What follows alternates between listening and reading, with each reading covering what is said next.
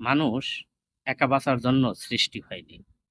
আমরা সমাজে বাস করি, সম্পর্কের বন্ধনে জড়াই, আর সেই বন্ধনের সবচেয়ে বড় শক্তি উপকার ও সহানুভূতি।